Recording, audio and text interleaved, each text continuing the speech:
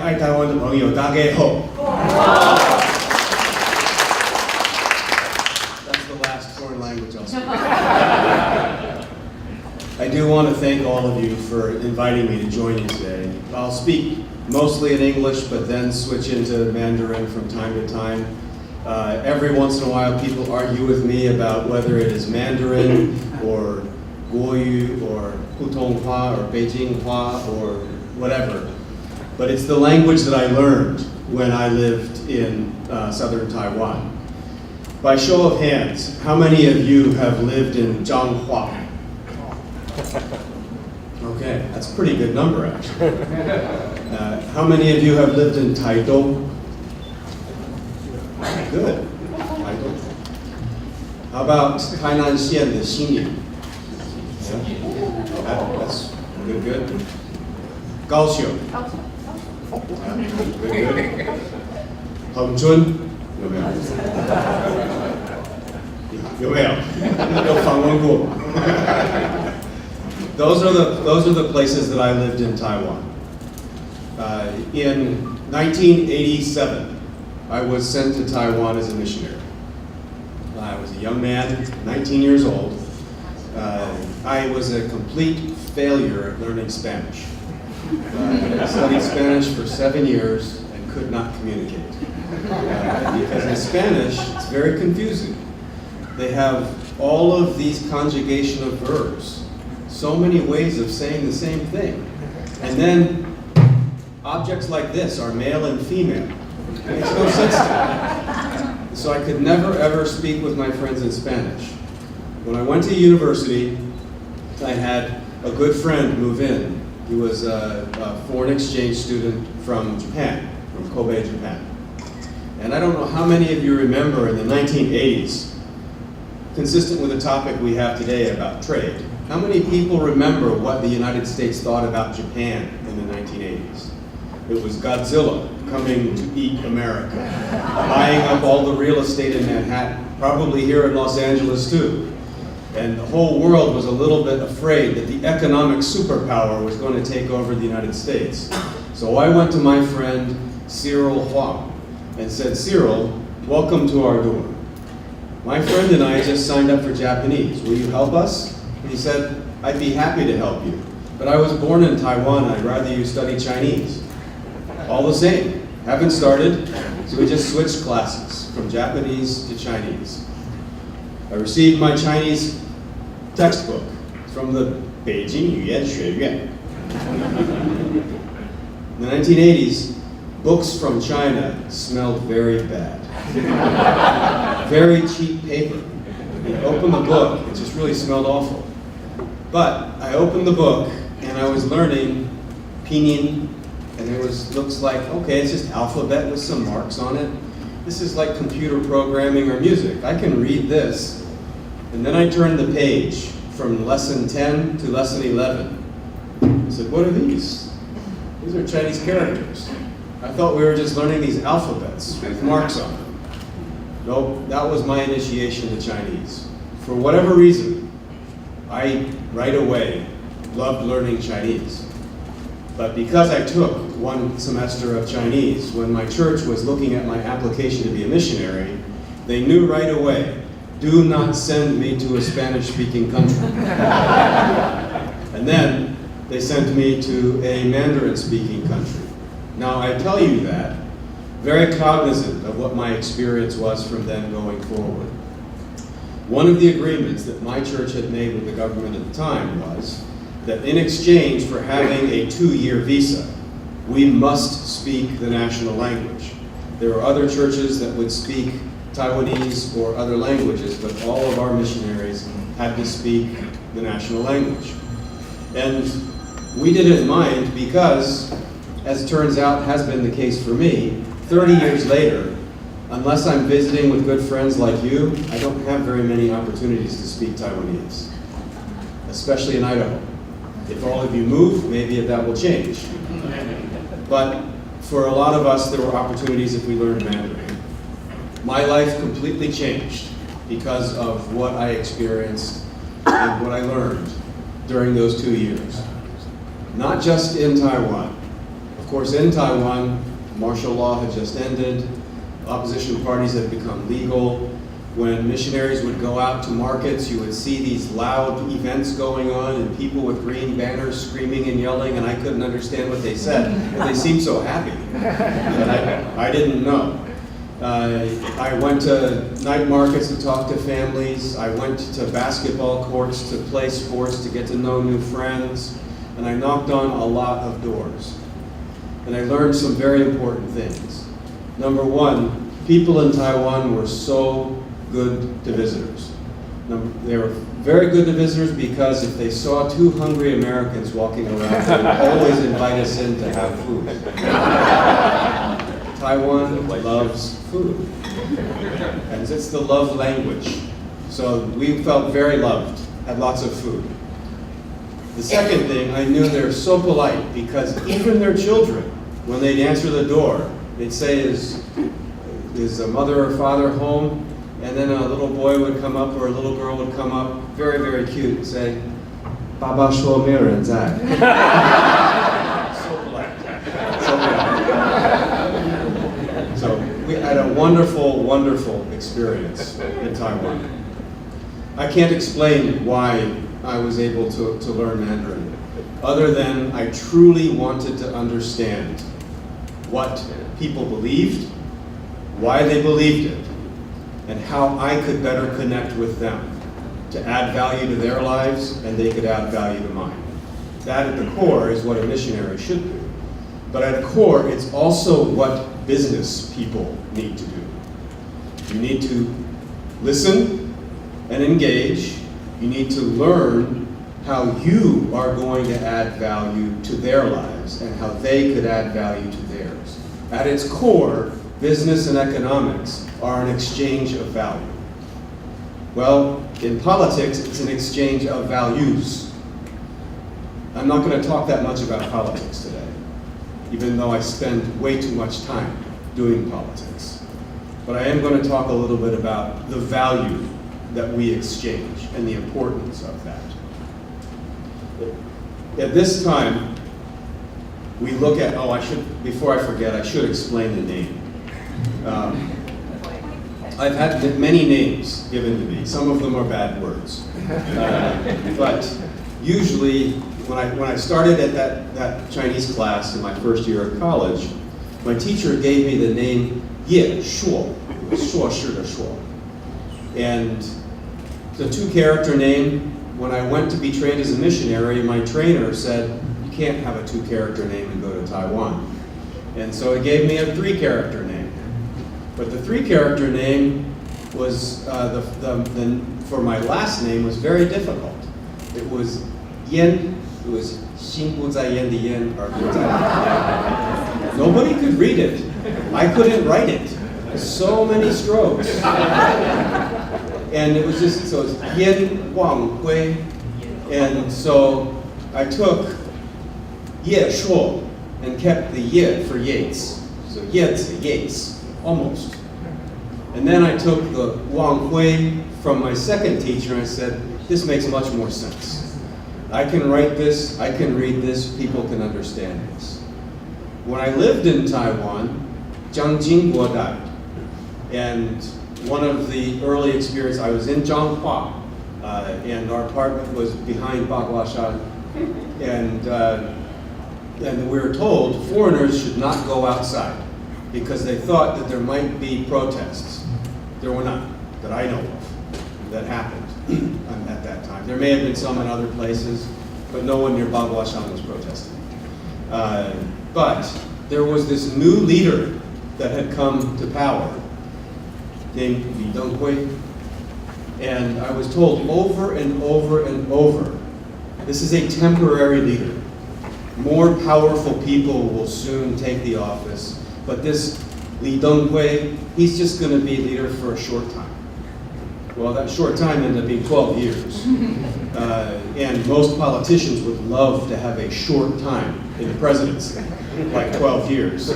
But I admired what I learned by watching that temporary president go from where Taiwan was then, politically and economically, to what it became in 2000 when there was a monumental change in the election. I had been blessed in my life to be able to meet with every one of Taiwan's elected presidents. When I was at the Heritage Foundation, I was very, very young, and President Lee was willing to meet with me along with other experts. And I've met with every president since, and I feel truly grateful for that. Although I wonder why they waste their time on young people when you visit. But I benefited greatly from the experience. President Lee is and was a great president. He was a great leader, a great manager, and he lived in a unique time. In all of my life, watching presidents and prime ministers around the world, I don't think I have seen anyone guide such dramatic change in his country as Lee Teng-hui did. And I think all of us can learn a great deal from that. So, well after he was out of office, and after I had left the White House, I visited Taiwan, and of course I wanted to meet with President Lee. And we sat and talked for hours and hours, because President Lee likes to talk. He shared history, his history, Taiwan's history, how research and decision-making was done in his government. And I was comparing it to what I had observed in the Bush White House and my time working for Vice President Cheney, and things we'd seen in the Japanese government or other governments. But it was truly wonderful for me to sit down with someone that I felt like was almost a hero and just sharing knowledge. To me, that is the single best university in the world. There's no tuition you can pay that is too large to get the education you can get from first-hand oral history from great leaders. And so those hours were precious to me, and during those conversations, for whatever reason, he thought it was very funny about my name, and he said, 我是台湾的阿辉，你是美国的阿辉。 That's the name. That's the name. Now, I don't mind it. I'm okay. So, Ah Hui and葉望輝, very famous. Steve Yates, nobody knows. But President Lee was an agricultural economist, and Taiwan's economy had been very agricultural based, and when I was a missionary walking around in the countryside of Taiwan, I heard lots of clanking noises through all of the neighborhoods I would go through. You would hear machinery in people's living rooms putting snaps onto fabrics, putting different items together. That was the army advance of small and medium enterprises all around Taiwan that were literally selling shoes and clothes and everything else to the world. And when I talk to young people today, they can't believe it because there are none of those things now because of the changes that have occurred in Taiwan's economy. Part of me feels sad about that just because it was a unique quality of walking through rural Taiwan and the industriousness and hard-working nature of the Taiwanese people at that time was so easy for people to see. I don't think the Taiwanese people are less hardworking now. It's just that Taiwan has grown and developed so much that most of those things have moved across the strait or to Southeast Asia and other parts of the world. And now, Taiwan has moved up a notch in its global role to where now it's not just a small and medium manufacturer. It has some of the global brands that drive our everyday lives. It invests in land that farmers grow things on in my state in Idaho. Taiwan has moved up the value chain. But what we've had is a cross-section of as Taiwan's international space has gotten smaller and smaller and smaller, economic space has actually grown in some ways. But it falls short of one of my rules of politics that I took from Fred Thompson. And you may remember him as a United States Senator, you may remember him as a movie actor, but his most important philosophy was given on the TV show Law and Order. And has anyone watched Law and Order? Yeah, it was a long time ago. Nobody has to admit it, but I watched all of those shows because it seemed real. in that show, he was telling his fake assistant district attorney, Jack McCoy, Jack, it's not enough to do good. You have to be seen doing good. The first lesson in U.S.-Taiwan trade relations in the Trump era is it's not enough to do good. You must be seen doing good. Many of you in the business community in the United States, you're well known in your cultural circle. You may even be well known to your customers, but the United States of America will not be as great as it can be, and our relations with Taiwan will not be seen as having as great a value as they have unless more people see the value that you are adding to our economy here together. Too much of our population sees Taiwanese Americans as just Taiwanese. And you have to be careful about reinforcing that image, because all American citizens need to begin to see the value of the bridge you have built between a great and free people on one side of the Pacific and a great and free people on this side of the Pacific. So be seen doing good. This lesson was given to the whole country very soon after the election and inauguration, when it might have been before the inauguration, when both Trump and Pence went to Indiana and they visited a factory that pledged to stay in Indiana and keep and increase jobs in Indiana. They were doing good, but it wasn't enough to do good. They need to be seen doing good. So the president and the vice president came and it raised the profile of that. And the whole nation's news cycle followed it because the president was there and talking about it. Well, think of the good that a company like Formosa Plastics has done in the United States of America. I just spent some time visiting the Houston area not long ago, and I went to visit outside of Houston the very, very large plant that is there. I can't even understand how all of that works together. It seems like there's a million pipes twisting and turning out of the earth, and I don't know how they get anything of value out of that. But it's like a city unto itself, generating some of the world's most important raw materials that help the global economy run. Things for clothing, things for industry. That's originally a made in Taiwan idea and initiative. It's now made in Texas, a little bit in Louisiana, I think even in Georgia and New Jersey. I'm trying to trick them to do some of it in Idaho too. But those kinds of bridges where we have big investments, big industries doing things, we need to make sure that that Formosa part is understood by mainstream America. This is the bridge between the great people of Taiwan and the great people of America, doing good here in America. That's what President Trump won his election on.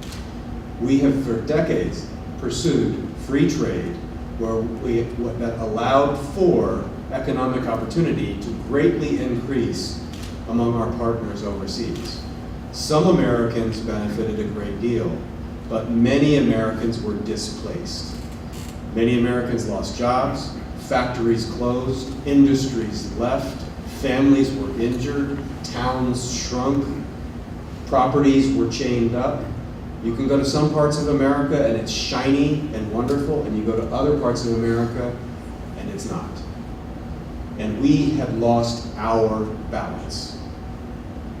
I'm a conservative. I studied classical economics. I believe in free markets and free trade. I just know that's not the world we live in today. And it's certainly not the world that China lives in or promotes. I do not believe there is any such thing as free trade with the People's Republic of China. There is trade, there's economic engagement. It might even have value in helping increase the spheres of freedom that the people of China are able to enjoy. But is anyone under any illusion that the Chinese government is going to heavily influence companies and industries that interact with it? Of course they are. And so there's no possible notion of pure free trade when one country alone is so deeply dominant as part of that supply chain and circle of trade. Well, that I think is what President Trump was responding to in his long discourses known as tweets. 144 characters or less. He was communicating in these doses that led tens of thousands of people at a time to come and listen and demand a different approach. There's a lot else going on with President Trump. You may have noticed. Not all the news is fun for everybody to watch. But on this economic issue, sometimes it's called economic nationalism. I consider it to be economic rationalism, because it allows us to reconsider what the terms of our relationships are with many partners. Well, during the election, most of the conversation was about Trump's pulling back from alliances and he's going to start a trade war with China. Well, that fits in a tweet, but I don't think that's what's happening. But what is happening, I believe, over the long term of his tenure, is an effort to rebalance the terms of our engagement with China. It's going to take some time. It isn't always going to be pretty. President Obama always said that about everything he announced. He was never attacked for it. President Trump gets attacked for it all the time. But we are going to take some time to get this right.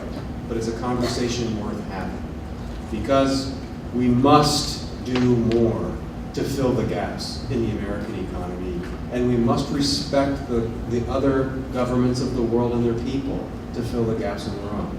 In some ways, the challenges that Taiwan faces and what America faces are similar.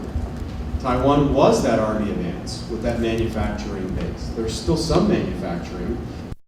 Ongoing discourse in Taiwan about the workforce and an economy.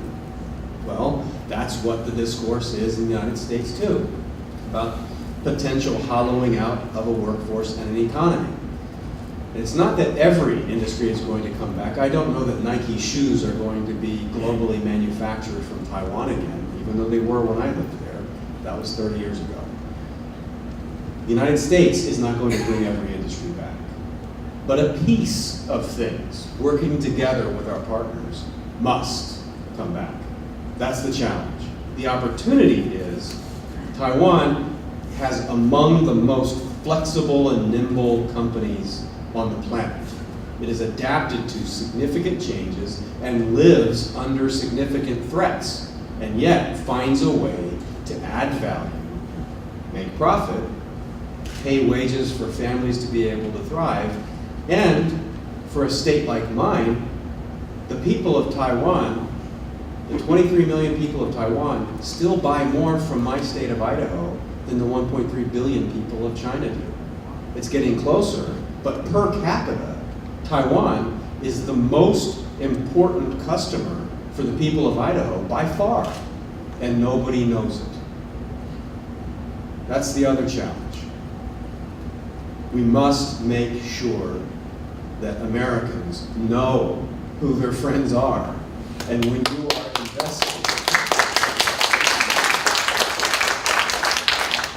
are investing significantly in American communities, we must make sure people know.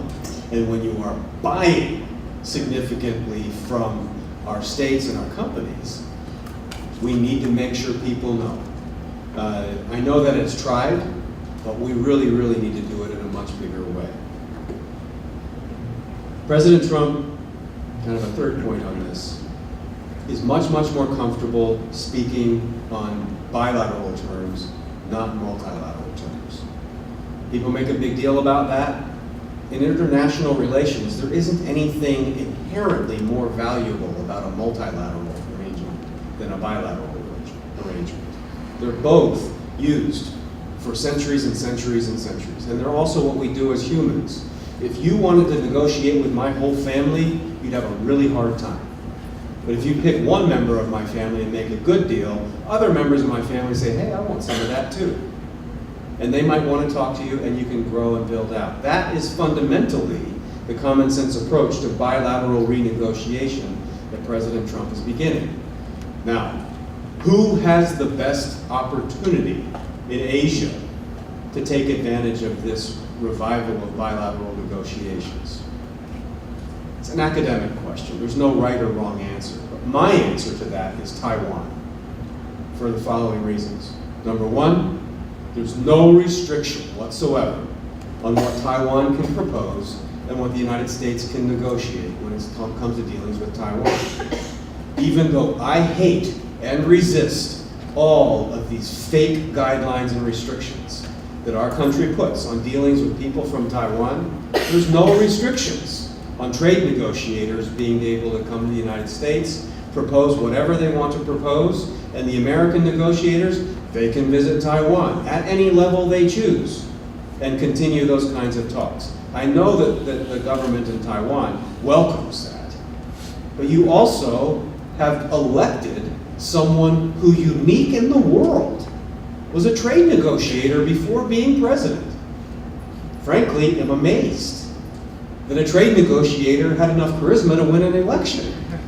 Most people are dead bored listening to a trade negotiator, but you use what you have. President Tsai is not seen in the world as a scary figure ready to take unnecessary risks. She is seen by leaders of the world as someone who is knowledgeable, thoughtful, experienced. Take advantage of that. Opportunity for Taiwan is to propose something that its politics will support, but is bold enough to help the United States set a high standard in Asia for trade that could be used, frankly, to pressure other partners into reaching a better agreement than TPP was going to be. But it will be done just like I described with my family. If you tried to negotiate with my family, which, by the way, I'm the oldest of 5 children and I'm the oldest of 50 grandchildren. My father was the 4th of 15 children. So if you want to negotiate with my family, good luck. But if you want to negotiate with me and make a good deal, it's going to influence everyone else. That's what Taiwan can be. Taiwan sets a high standards, modern trade agreement with the United States. Don't worry about what it's called. Free trade agreement, cooperative economic partnership, make up whatever beautiful words you want. You can call it a rainbow unicorn that's going to make the world great again. Anything. What matters is professional, high standards leading the way. It'll be easier for the United States to negotiate with a smaller population country to do this, to then try to do it with others. It's what we did before in a free trade agreement with Singapore, and then tried to set the standards of Singapore to use those to pressure others. Well, Taiwan has the opportunity to jump in with this. And frankly, I would strongly encourage the government in Taipei to see what it can do before others try to enter this fray. There's no guarantee of success, but I can guarantee that Taiwan will not look bad by trying. You will be seen as trying. You will be seen as leading the discourse. You will be seen as the first mover to take this opportunity seriously. It may lure others in, and we'll see where it all goes, but that is an opportunity. Next area that I think is very, very important in U.S.-Taiwan trade and economic relations is a theme that I'm trying to develop a national discourse about all over the United States. And it's based on my admiration somewhat for former President Lee Teng-hui. And he had a certain phrase that made the world kind of go crazy for a while, but it was 特殊国与国关系.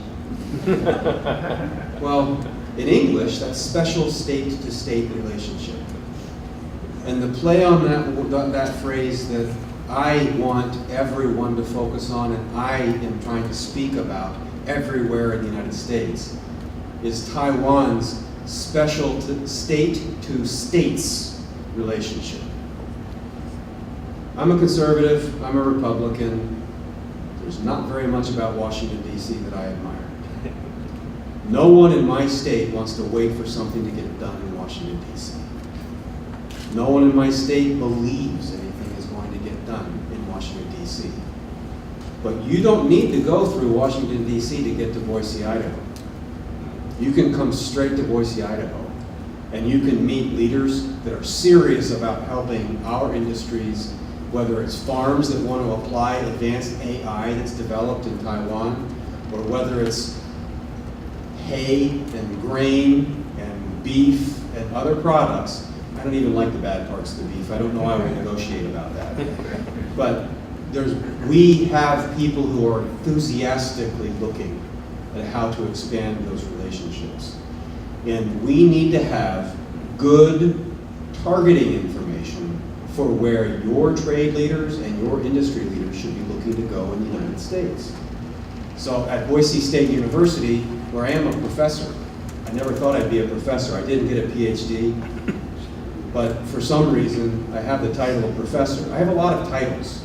I don't know that they've ever done me any good. Usually they have former before the title. But at Boise State University, we're going to be running a program that looks at Taiwan, Japan, UAE, and some other allied relationships around the world, and look at which states in particular have strong export relationships, which have strong investment relationships, and which ones, balanced against where things are with China, are going to be under less pressure if they were to have high-profile engagement with Taiwan. Idaho happens to be one of the best examples because of what I described of Taiwan still being our third largest trade partner, just ahead of China. But Micron Technologies, that's based in Boise, Idaho, is the single largest foreign direct investor in Taiwan. When you think of Idaho, what do you think of? Potato. And that's good, because Simplot is from Idaho, and Simplot made McDonald's French fries. And so there are indeed a lot of Idaho potatoes. And if you ever go to Five Guys, you might even see a sign next to those bags of potatoes that could say Shelley, Idaho, which is near Idaho Falls where I live. So yes, there are a lot of potatoes. But the single largest component of our GDP is semiconductors. And Taiwan's single largest foreign direct investor in the whole world is Micron from Idaho. And no one in Taiwan knows that it's from Idaho.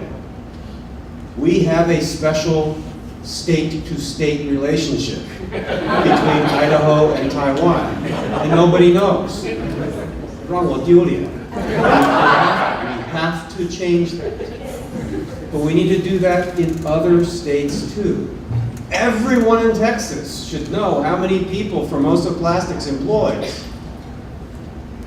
It's got to be one of the biggest investors in foreign developers to move into the state.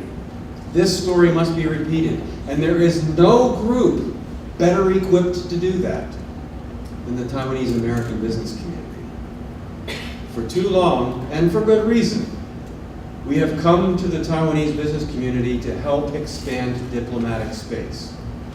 And I am sure that the foreign ministry would like to have more help with that all the time. I would too. I think it's very, very important. But we need to expand economic and political space as a balance against the squeeze on diplomatic space. And there is no restriction at the state level for us to do much, much more. But we can't engage 50 states at once. Any management guru or self-help book will tell you, you can't have 100 first priorities. You'll get nothing done. So what are the top 5 most important state relationships for Taiwan? That's what we want to study and find out why. And it might be different on investment than it is on trade. But when we have that information, no leader from Taiwan should ever visit the United States without visiting one of those states and thanking those people and allowing the news media to cover it so that you are seen doing good. And I think that is the new horizon of opportunity in what we have in U.S.-Taiwan relations. I apologize, I lose track of time when I talk about these things, but I care a great, great deal about these ideas. Taiwan is not just some random place to me. I watched Taiwan grow in ways that left me with deep admiration. But in some ways, Taiwan did for me something here in the United States that you also will recognize. After my 2 years in Taiwan, as great as it was, I never felt more deeply in love with the United States of America than the moment I came home. I almost wanted to kiss the tarmac at the airport. It wasn't that Taiwan was bad. It's just that there is no place on earth like this country and the opportunity that we have here. And I love this country. And it's one of the things that I appreciate about our president. You can say what you want about his hair, his tweets, his language, or whatever. He loves this country. And I want my children to love this country the way I do. And I want the people of Taiwan to grow and feel a love of their land the way I have a love of this land too. And I will always stand by the legitimate aspirations of any people on this planet who want to love their land and love their people and live in freedom. That is my life's commitment in whatever I can do in whatever small way to make sure people know where there are those that are good, that struggle for freedom and opportunity. You have a friend, you have a voice, but let's also do good together and be seen doing good together. Thank you very much.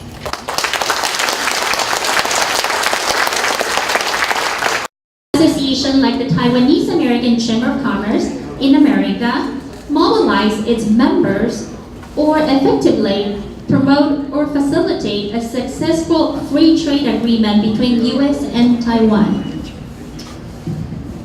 Well, I would say humbly, you may know better how to do that than I do. Partly because to begin that process, you have to know where real opportunity is. And someone who's just working on policy is not necessarily going to have a feeling for where new manufacturing opportunities are or where there are manufacturing facilities that need new finance in order to expand might be. So frankly, if I were an association, I would begin with commissioning some research that would look at everything from a state like mine where there's a lot of agriculture. There are others that have big agriculture, but of course Idaho's the best.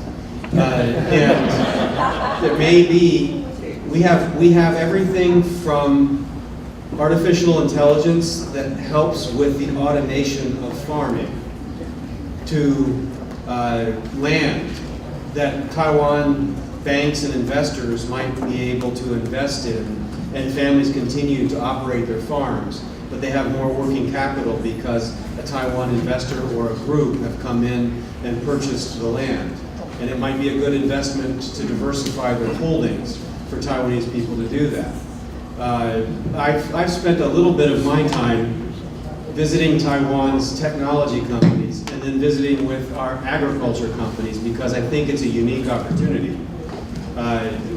When I grew up, on the summertime, I would be sent to my uncle's dairy farm. And we call it reform through labor. Lao guy. Because dairy farm is hard work. And at that time, you had to get up when the animals needed you. And you had to go out and they try to teach you how to milk with your hands, which is not easy as it looks. And cows can be strong and kick.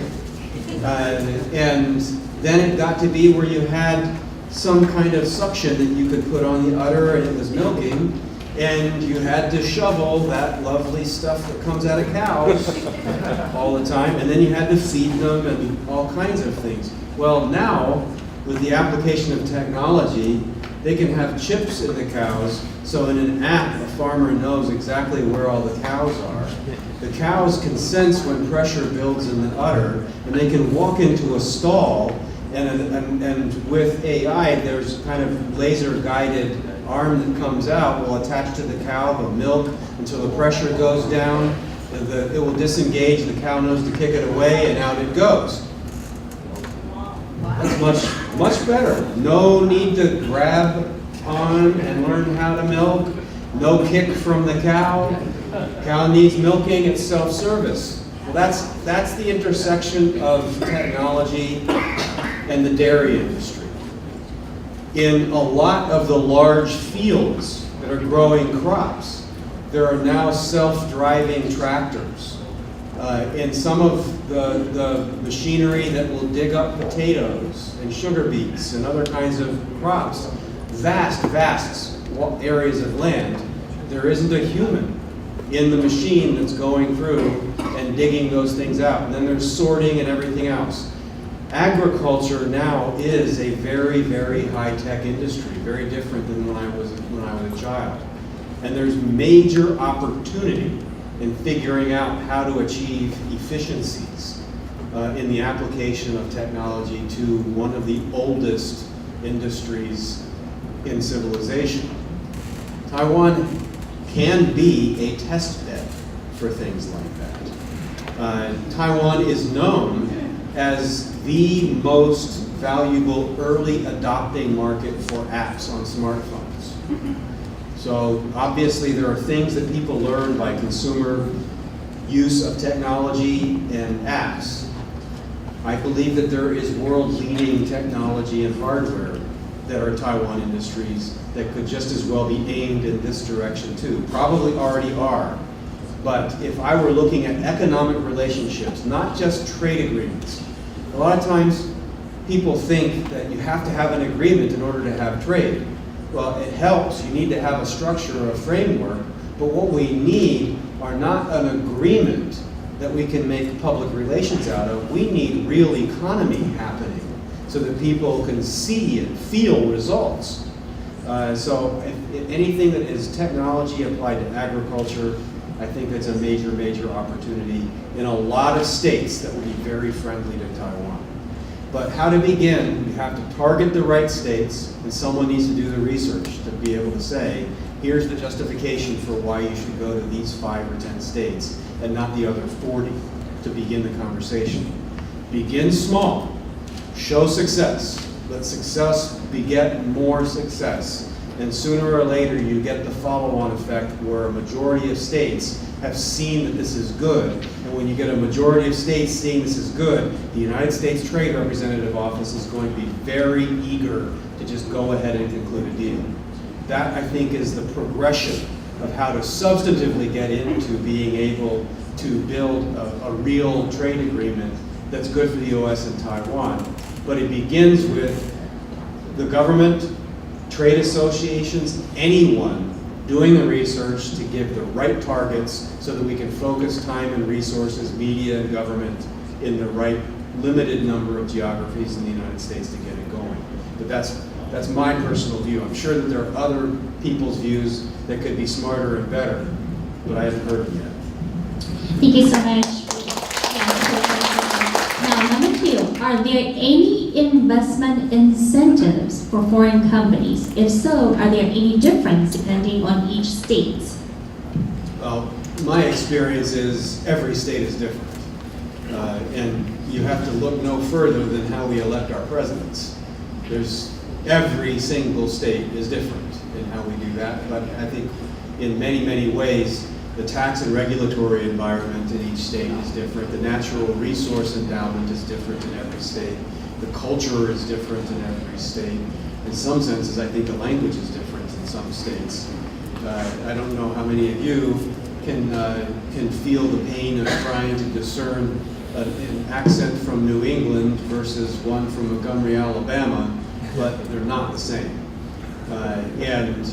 But every state truly is different, and especially in agriculture and Western states, we take even greater pride in the independence and individuality of our states. And so, as far as incentives go for investment, it's a fact that each state can have different incentives. The federal government may have some, and that would apply everywhere. But we in our state legislatures have debates all the time about whether we should give preferential treatment for new investment or new manufacturing to come into our states. Some of our native industries think that it's not fair because they're already there and they're already operating, and why should someone who's new have an advantage over someone who's already been investing and growing? But we're in Idaho having that debate now. And I think that in our state, I hope the direction we go is that we just comprehensively make our state more known to opportunities, and then for anyone operating a business or looking to invest in Idaho, make it competitive relative to our neighbors. And so I don't think that we have a lot of appetite for special preferential deals, say for 5 years, for someone to move in, because they're worried that after those 5 years, they'll shop for the next good deal. Thank you. Now, the next question, as you mentioned, Taiwan needs to have more international trade engagement. Would the Trump administration advocate for maintaining participation level in APEC or TPP? Well, I say this only partly joking, that TPP has a future if you change Trans-Pacific to Trump. And if you had a Trump-Pacific partnership, you have a chance of that moving forward. And of course, I can't read President Trump's mind. I don't know where his strategy will go in the second, third, or fourth year of this first term. But where it has started is very, very clearly focused on the bilateral. TPP is multilateral. And we just have to get over that reality. Stop fighting it. No point. It's over. Others can engage in their own multilateral agreements. And it may be that President Trump, after working at this for a little while, says, no, let's revive this the way President Obama pulled the free trade agreement with South Korea off the shelf, changed a few things, and then put it back up. And it was better because it was his. Well, maybe President Trump will say this is better because it's his and put it back up. I don't know. But I was not opposed to TPP, but neither did TPP change very much. I mean, the economies that we really needed the significant change in were not going to change because of TPP. We already have relatively low tariffs with most of the countries that are in TPP. Most of them are WTO members already. And so it might, if you had massive, massive scale of trade, made a meaningful difference in your overall profits, but the percentage change was not going to be big. And so while I saw no harm in it moving forward as it was negotiated, it also, to me, wasn't that big of a deal for it to be pushed aside, and just in economic terms. In strategic and political terms, people will say, well, but you lead people down a road and then the United States doesn't engage. Then how do people know that they can negotiate and engage the United States in good faith? I think that the administration needs to take that challenge at face value. But how you overcome that challenge is by making new deals and better deals and let people see that work. And if you can't do that, then the criticism was valid and you shouldn't have backed out. But I don't think that there's a future for TPP unless you call it the Trump-Pacific Partnership. Thank you. Now, is U.S. policymakers looking into any free trade agenda with Taiwan? Does U.S. see an FTA with Taiwan as a strategy to stabilize the power in Pacific region? Well, I will just give you my estimation of this. I don't know what the answer is, and I don't think anyone does. But in my estimation, almost no one in the United States government wakes up every day thinking, what can we do to improve relations with Taiwan? Almost no one in the United States government wakes up thinking that if we make this progress with Taiwan, that will help us somewhere else. They just don't. They have been acclimated to forget Taiwan for 40 years. The Taiwan becomes an issue when it becomes a problem. And so we have decades of permanent government that are used to thinking that Taiwan is this thing that, it's nice, it's a friend, well, it can be annoying sometimes. That's a big market in China that we can do more with. And it's not a joke. That is a deep culture. And it's not just in government, it's in some big businesses too. And so we have to try to overcome that. There are some people who would see opportunities. And I know that in parts of the Trump White House, there are officials that know Taiwan and know that there is opportunity in that relationship. And they speak in the terms that I started with, of saying there is an opportunity for Taiwan to set high standards. And if it does so, they would gladly use those high standards to praise Taiwan in order to try to shame others into measuring up. Some people in Taiwan may resent that. It's Taiwan being used as a tool or pawn to try to get better advantage with others.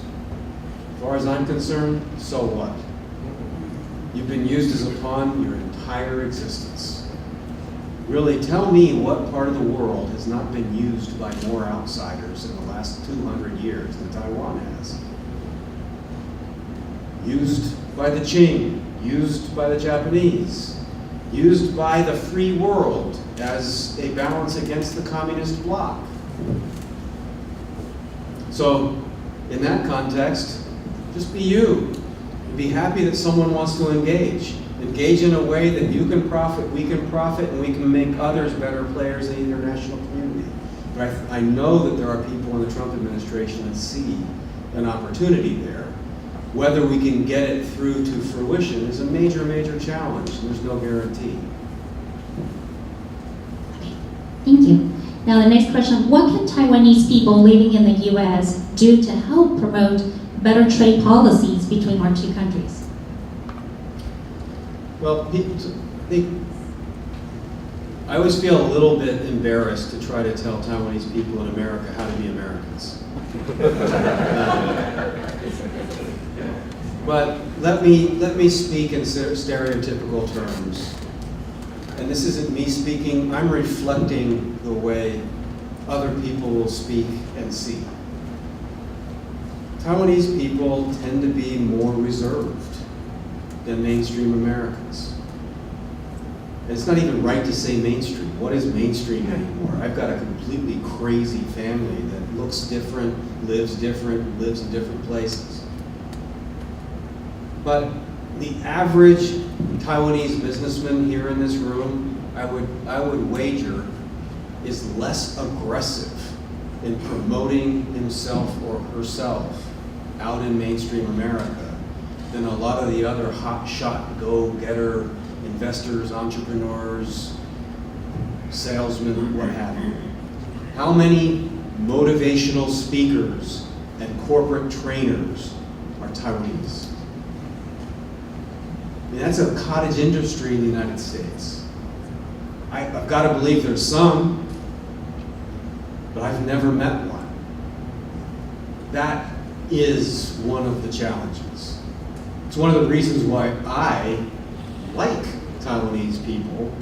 So my family, my great-grandparents came from England. And when we went to the dinner table at my grandparents' house, children were not supposed to speak. They weren't even allowed to sit at the grown-up table. There was literally a kids' table and a grown-ups table. And the kids were not to be heard during that meal. And when great-granddaddy and great-grandma came downstairs to come to the table, we weren't supposed to say anything, we weren't supposed to do anything, we were supposed to let them sit. They'd say a prayer, they'd eat, and then when they were done, they would retire back up to their apartment, and then we could go run wild outside. But the British part of our family nature was, to be a little bit more reserved, to sit quietly, not like me talking and talking and talking today, but to just sit and listen and observe. And that's how I learned. I watched my family interact with each other. I listened to what the debates were. I watched what they did. in their lives. And I learned. It's what I did as a missionary in Taiwan, watching and listening to people. And I find that that's what a lot of Taiwanese people do, naturally. But to really make a difference, you gotta be seen. You can't just know and learn and grow and do. You can get by in that. But if we really want to make a big step forward, we've got to break out of that a little bit. And I can't tell you how to try to get more of your fellow Taiwanese Americans to feel more comfortable doing that. I think it's happening slowly but surely in younger generations. And I would love if we had several different examples of Taiwanese Americans that are breaking out in different areas. Frankly, I think we do in a lot of ways, just to find a way to make sure people know. It's sometimes, to me, hard to describe what the special quality of Taiwan is. It's like one of those proverbial standards. You know it when you see it. But if you've never been there, you don't even know what you're seeing. And so, for me, it's been the people in my life that make known to me I'm from Taiwan, or my parents were from Taiwan, and that in their life they find a way to convey what was special about that, what makes them different, what's the value that is added by having a family or friends from Taiwan. People that I've met in politics and business, they'd say, you know what, the greatest value we had in getting to know Taiwan is we had some neighbors that were Taiwanese, and they were the nicest people we ever knew. And you know what? They always made the best food and invited us over. It could be that Taiwan is the center of the food universe, where more photos are taken of food, more talk is had of food, and where every event somehow revolves around food. So maybe that is maybe the stomach will be the key for Taiwan to get to everyone's heart. But we have to think about how to do this. But culturally, I think we have to recognize and deal with that there are some lasting cultural differences that are going to make it harder for Taiwan to be seen and Taiwanese people to be seen in a way that's different and exciting without breaking with what the nature of Taiwan is. Thank you. The next question, why does e-bikes import duty is 0 while regular bikes is between 5 to 10%?